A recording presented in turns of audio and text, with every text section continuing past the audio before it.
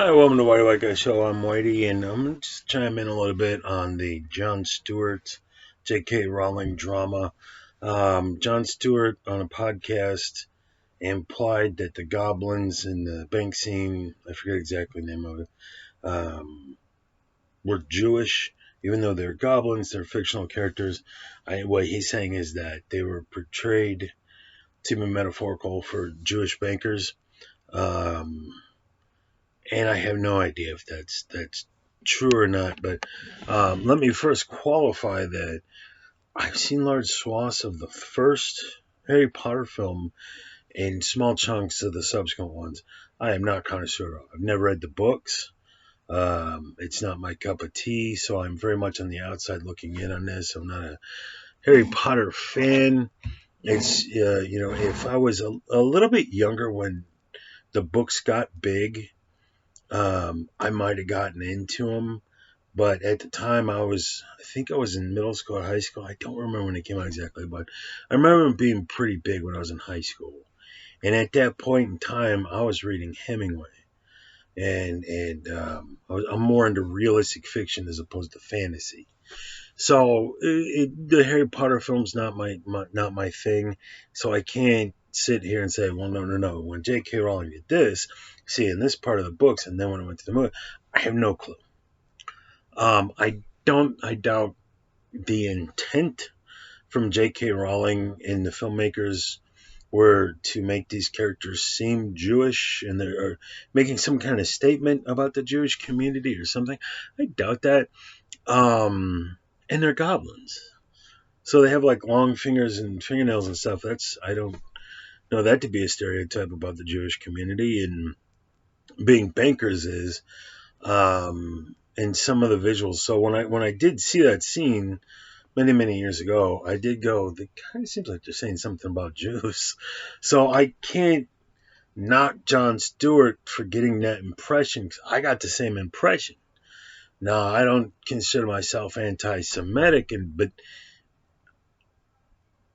on the one hand, it's a fictional tale and with a lot of dragons and just you're familiar with Harry Potter. That you walk into a wall and then you're in another universe or something. I don't know. So I can kind of see both ways. Is my point. I got that same kind of vibe watching that scene. Going, are they saying something? Are these characters supposed to be some kind of metaphor for the Jewish community? But I don't know. What's in the books, and then how that got translated to film, and it was Jeremy from the Recording or somebody was saying like J.K. Rowling has nothing to do with the films. So when they sat there and put the costume design and makeup design, makeup and all stuff, and gave it all a certain look, J.K. Rowling is sitting at home. That's not her. She's not a filmmaker. So I don't know. I don't think there's something nefarious there where someone's trying to preach anti-Semitism or there's like no anti-Semitic agenda behind it. I would doubt that highly. In Hollywood, there's a lot of all the studios are owned by Jewish people. I know this one came from England, but the industry's got a lot of Jewish people in it. So I have a hard time believing, and I don't know who exactly produces or not, but it's just not a place where on the nose intentional anti-Semitism is going to come from, and like there's going to be some kind of preaching. There's, I don't even know. I don't even what. So yeah, I got some of the same vibe. I'm like, man, it seems like they're trying to say something about Jewish community, but what are they trying to say? And then what would be the point? No clue. So I can't 100% come down to, Jon Stewart's a jerk or something. He kind of just noticed something that a lot of people, I'm sure, and I noticed as well. But I don't think that it's like an agenda-driven, anti-Semitic kind of thing.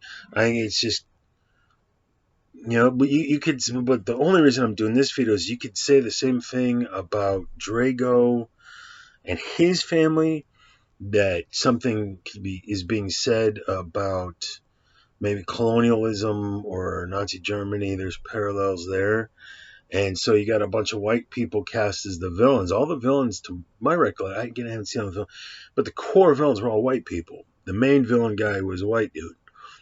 So by the same logic, you could say, oh, are they saying something about white people here, or a philosophy and a mindset like Western civilization, or like National Socialists or something? The mentality that leads you to that point.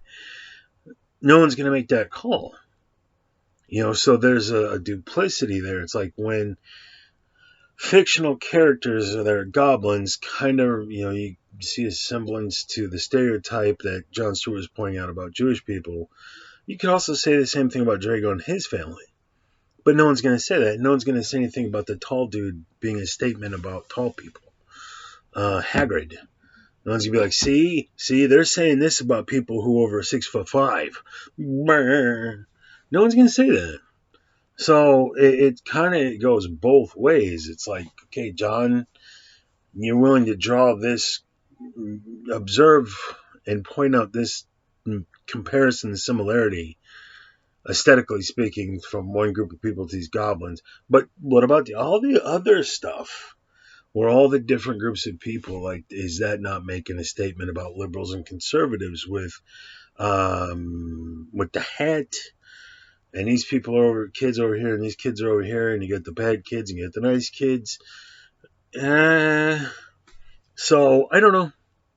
I really don't know. I don't know J.K. Rowling. I'm not kind of sure about her work. Don't horribly care about any of this. It's something that's in the news cycle, and it's going to be out of the news cycle in a week. But I can't condemn Jon Stewart because I saw the same thing. But I just don't think on the other end that there's some kind of nefarious agenda to this. I think it's just goblins, and he saw what he saw. So that's my 2 cents, whatever the hell I just said, and I'll see you in the next video. Cheers.